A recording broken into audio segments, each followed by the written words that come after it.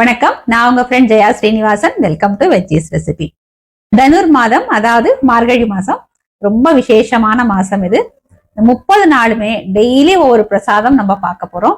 மார்கழி 1ஆம் தேதிக்கான பிரசாதம் வெண்பொங்கல் ஆல்ரெடி நம்ம அப்லோட் பண்ணிட்டோம். இது அடுத்த நாளைக்கான பிரசாதம். மார்கழியில முதல் புதன்கிழமை குசேலர் தினம் அப்படின்னு சொல்லுவா. அதாவது குசேலர் அவள் எடுத்துட்டு கிருஷ்ணரை போய் பாக்குறாரு இல்லையா, அந்த நாள். அதனால நம்ம அன்னைக்கு அவள்ல ஏதாவது பிரசாதம் பண்ணி குசேலர் நினைச்சிட்டு கிருஷ்ணருக்கு நைவேத்தியம் பண்றது ரொம்ப விசேஷம். இன்னைக்கு நம்ம வெஜ்ஜீஸ் ரெசிபி கிச்சன்ல அவள் சக்கரை பொங்கல் பண்ண போறோம்.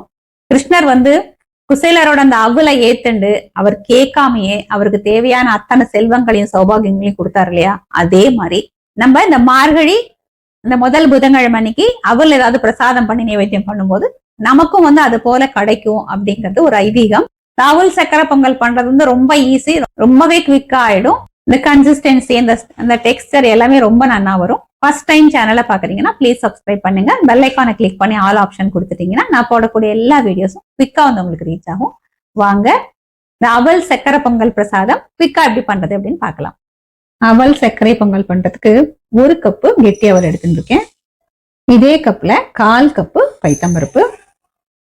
ஸ்டவ்ல ஒரு கடாய் வச்சிருக்கேன். நம்ம எடுத்து வச்சிருக்கிற பைத்தம்பருப்பை நல்லா வாசனை வர வரைக்கும் நம்ம வறுத்துக்கலாம். பைத்தம்பருப்பு நல்லா வாசனை வர வரைக்கும் வறுத்துண்டாச்சு. இதை நம்ம வேற பவுலுக்கு மாத்திக்கலாம். இதே கடாயில நம்ம எடுத்து வச்சிருக்கிற அவலை சேர்த்துக்கலாம். அவல் கொஞ்சம் சூடாற வரைக்கும் நம்ம வறுத்துக்கலாம். அப்புறம் இப்படி தொட்டா நல்லா சூடா இருக்கும், அந்த அளவுக்கு வறுத்தா போதும். இதையும் நம்ம வேற பவுலுக்கு மாத்திப்போம். நம்ம வறுத்த பைத்தம்பருப்பை நல்லா அலம்பிட்டு குக்கர்ல எடுத்துட்டு இருக்கேன். பாருங்க, மேல ஒரு லேயர் இருக்கிற அளவுக்கு ஜலம் விட்டுருக்கேன். இதுல ஒரு 1/2 டீஸ்பூன் நெய் விட்டுக்கலாம்.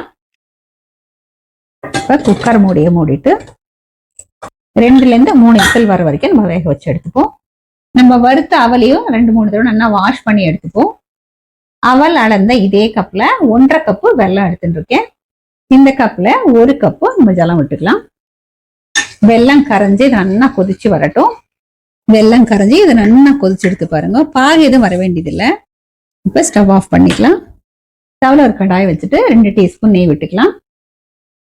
நெய் சூடானதும் கொஞ்சம் முந்திரி பருப்பு. முந்திரி பருப்புக்கு அளவு எதுவும் இல்லை, அது நம்ம விருப்பம் தான். நிறைய சேர்த்தாலும் சேர்க்கலாம். கொஞ்சம் நல்லா செவக்க வறுத்துப்போம். முந்திரி இதை போல லேசா கலர் மாதிரி வரும்போது கொஞ்சம் திராட்சையும் சேர்த்துடலாம். எல்லாத்தையும் நல்லா வறுத்துருவோம். வறுத்த முந்திரி திராட்சை இந்த கப்புல எடுத்துட்டு இருக்கேன். நம்ம முந்திரி திராட்சை வறுத்தது போக இந்த கடாயில கொஞ்சம் நெய் இருக்கு, அது அப்படியே இருக்கட்டும். நம்ம அவலை இழந்தா அதே கப்ல 1 கப்பு ஜலம் விட்டுக்கலாம். அப்படியே ஓரத்துல இருந்து விடுங்க, அப்பதான் நெய் மேல தெரிக்காம இருக்கும். தண்ணி நல்லா சூடா எடுத்து நம்ம வாஷ் பண்ணி வச்சிருந்தோம் இல்லையா, அந்த அவல் பாருங்க நல்லா சாஃப்டா ஊறி இருக்கு. அது தண்ணியில சேர்த்துடலாம். இதோட ஒரு 2 கிராம்பையும் சேர்த்துருவோம். இந்த தண்ணியில இந்த அவல் கொஞ்சம் நல்லா வேகட்டும். ஆல்ரெடி சாஃப்டா ஊறி இருக்கு, அதனால சீக்கிரம் வெந்துடும். இதே போல ஒரு 2 கிராம்பு சேர்த்தோம் அப்படின்னா சக்கரை பொங்கல் நல்லா வாசனையா இருக்கும். ரொம்ப அதிகமாவும் சேர்த்துடக்கூடாது. அவல் பாருங்க ஒரு 2 நிமிஷம் தான் நல்லா வெந்துடுது.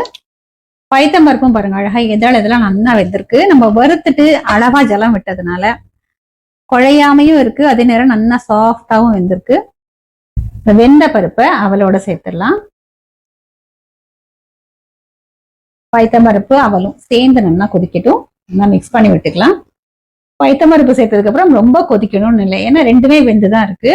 இப்ப நம்ம கொதிக்க வச்சிருக்கிற வெள்ளை தண்ணிய ஃபில்டர் பண்ணி விட்டுடுவோம். இதுல ஏதாவது மண்ணு துரும்பு தூசி இருந்தாலும் நல்லா ஃபில்டர் ஆயிடும். நல்லா மிக்ஸ் பண்ணி விட்டுக்கலாம். இது சேர்ந்து நல்லா கொதிக்கட்டும். இது நல்லா கொதிச்சாதான் அவல் இந்த வெள்ளத்துல இருக்க இந்த ஸ்வீட்னஸ் நல்லா அப்சர்வ் பண்ணிக்கும். நடுவுல நல்லா கிளறி விட்டுக்கணும். அவல் சக்கரை பொங்கல் பாருங்க நல்லா கொதிச்சு திக்கா எடுத்து இது இந்த அளவுக்கு கொதிச்சு நல்லா திக்கானதுக்கு அப்புறம் 2 டேபிள் ஸ்பூன் ஃப்ரெஷ்ஷான தேங்காய் துருவல். இது ஆப்ஷனல் தான், ஆனா போட்டோம்னா ரொம்ப டேஸ்டா இருக்கும். இந்த தேங்காயை பல்லு பல்லா கீட்டி நம்ம முந்திரி திராட்சை எல்லாம் வறுத்தோம் இல்லையா, அப்பயே வறுத்துட்டு அப்படியும் சேர்த்துக்கலாம். இந்த துருவின தேங்காய் துருவலையும் நெய்யில கொஞ்சம் வறுத்து சேர்த்துக்கலாம். இல்ல இதை போல நம்ம டைரக்டா பொங்கலையும் சேர்த்துக்கலாம். எப்படி சேர்த்தாலுமே இது நல்லா இருக்கும். இதுல 1/2 டீஸ்பூன் ஏலக்காய் பொடி சேர்த்துக்கலாம். இந்த சின்ன பீஸ் பாருங்க பச்சை கற்பூரம் எடுத்துட்டு இருக்கேன். இதை நல்லா அப்படி பவுடர் பண்ணி சேர்த்துப்போம். இந்த அளவு தான் இருக்கும். ஒரு சிட்டிக்கை, அவ்வளவுதான், ஜாஸ்தி சேர்க்கக்கூடாது. பிரசாதம் அப்படிங்கறதுனால கொஞ்சமா குங்குமப்பூ, இதுவும் ஆப்ஷனல் தான். ஜாதிக்காய் இதையும் ஒரு 4-5 தடவை லேசா அப்படி கிரேட் பண்ணா போதும், ரொம்ப வேண்டாம். கொஞ்சமா விழுதிருக்கலையே, இது போதும். நம்ம இதெல்லாம் சேர்க்கும் போது சக்கரை பொங்கல் அப்படியே கோவில்ல கொடுப்பா இல்லையா, அந்த மாதிரி வாசனையா ரொம்ப நல்லா இருக்கும். நம்ம நெய்ல வறுத்து வச்சிருக்கிற முந்திரி திராட்சையை சேர்த்துருவோம். வாசனைக்கு மேல கொஞ்சம் நெய் விட்டுக்கலாம். நெய் வந்து தாராளமா நம்ம இஷ்டம் தான், எவ்வளவு வேணாலும் விட. நான் ஒரு 2 டீஸ்பூன் நெய் விடுறேன். நல்லா கலந்து விட்டுட்டு சுவாமிக்கு நைவேத்தியம் பண்ணிடுவோம். பாருங்க சக்கரை பொங்கல் எவ்வளவு பிரமாதமா வந்திருக்கு. நல்லா மிக்ஸ் பண்ணிட்டு வேற பவுலுக்கு மாத்திக்கலாம். அவல் சக்கரை பொங்கல் சுவாமிக்கு நைவேத்தியம் பண்ணியாச்சு. எவ்வளவு குவிக்கா ரெடி ஆயிடுது அப்படின்னு நீங்க பார்த்தேன். சூப்பராகவும் வந்திருக்கு. இப்ப நம்ம பிரசாதம் எடுத்துக்கலாம்.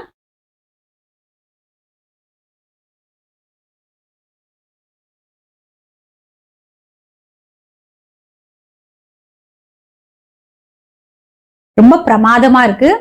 டெக்ஸ்டருமே ரொம்ப நல்லா இருக்கு.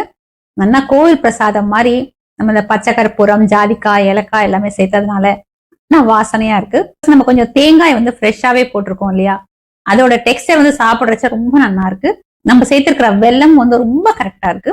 அரிசியில சக்கரை பொங்கல் பண்ணும்போது இந்த பைத்தம்பருப்பு நல்லா குழைய வேக வச்சுப்போம். அப்பதான் அந்த கன்சிஸ்டன்சி நமக்கு கொஞ்சம் கரெக்டா வரும்.